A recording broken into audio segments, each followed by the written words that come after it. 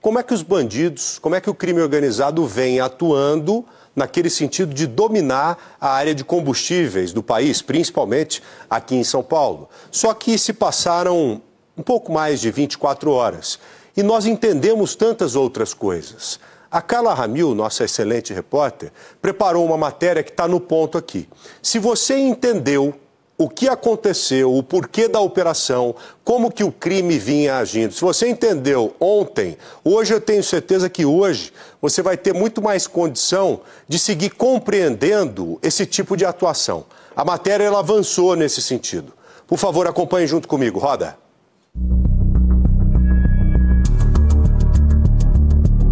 Um esquema fraudulento que causou um rombo de mais de 8 bilhões de reais aos cofres públicos. Uma quadrilha bem orquestrada que se infiltrou no setor financeiro e de combustíveis em pelo menos 8 estados da federação.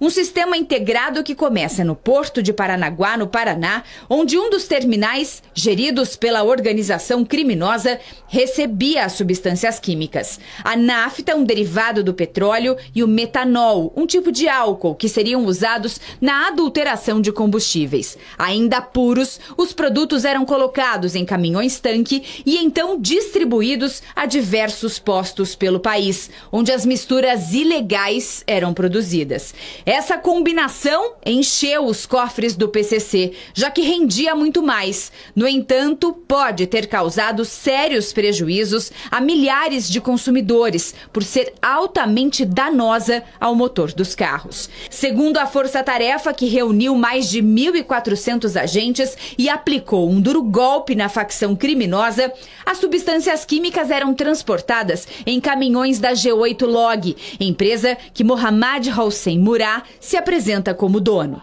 Segundo a Polícia Federal, o empresário, que usa 3 codinomes, João, Primo ou Jumbo, é o cérebro de todo o esquema de sonegação fiscal, lavagem de dinheiro e adulteração de combustíveis. A frota da G8 Log tem mais de 1.000 veículos que rodam por todo o país. Já a distribuição e venda eram feitas pelo grupo Aster Copap, uma das maiores distribuidoras do Brasil, que também teria ligações com Mohammad. Mas nada aparece em nome dele. Segundo as investigações, a parte operacional era conduzida por laranjas. São mais de 1.000 postos envolvidos no esquema, tanto os de bandeira própria quanto de 2 grandes redes que não tiveram os nomes revelados pelas autoridades. Juntos, esses postos movimentaram mais de 54 bilhões de reais nos últimos 4 anos. O que chama a atenção é que entre 2020 e 2024, as empresas declararam bem menos que isso, só 90 milhões em impostos, ou seja, 0,17% do total lucrado, que já são números suficientes para caracterizar a ação criminosa. Ainda está sendo contabilizado, mas sim, em termos de valores, foi a maior operação de combate ao crime organizado do país, tanto em número efetivo de policiais, em cumprimento de mandado de busca, bem como de questão financeira. Vai ultrapassar 40 bilhões de reais. E para camuflar todo esse dinheiro suspeito, a facção usava as chamadas contas bolsão, operadas pela fintech BK Bank, que, por não precisar revelar às autoridades de quem eram as transações e nem quanto seria movimentado, conseguia dar aparência legal aos rendimentos. A Receita Federal descobriu que somente essa empresa de tecnologia lucrou sozinha nos últimos 5 anos 46 bilhões de reais.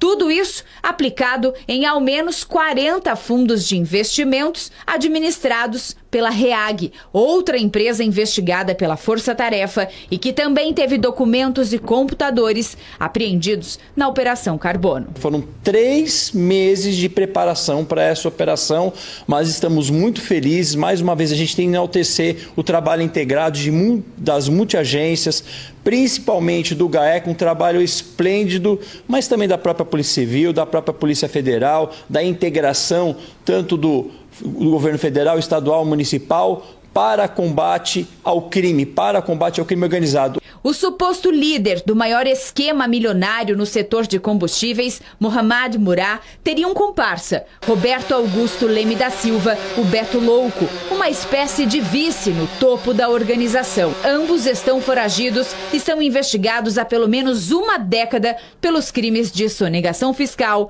lavagem de dinheiro e adulteração de combustíveis. Foi um duro golpe contra o crime organizado. Eles não estavam esperando essa proporção, essa quantidade do cumprimento de mandado de busca, e todos ocorreram praticamente, com raríssimas exceções, quase 100%. Vocês se lembram no ano passado, aquela questão dos incêndios, mais ou menos nessa época do ano? Incêndio no interior do estado de São Paulo, região de Ribeirão Preto e tal.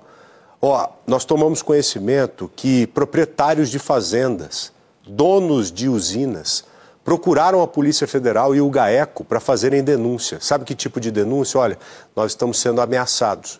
Estamos sendo obrigados praticamente a vender fazenda, a vender a usina, a sair do negócio. Teve bandido que chegou em propriedade com carrão e tudo mais, blindado e tal, e falando, se não vender nós vamos matar todo mundo. E vamos colocar fogo só para mostrar aqui para vocês que nós não estamos de brincadeira. Vocês entendem que isso é grave, é gravíssimo e que tem toda a característica de máfia mesmo. Isso é coisa de filme. Eu estou até agora impressionado com o teor dessa investigação.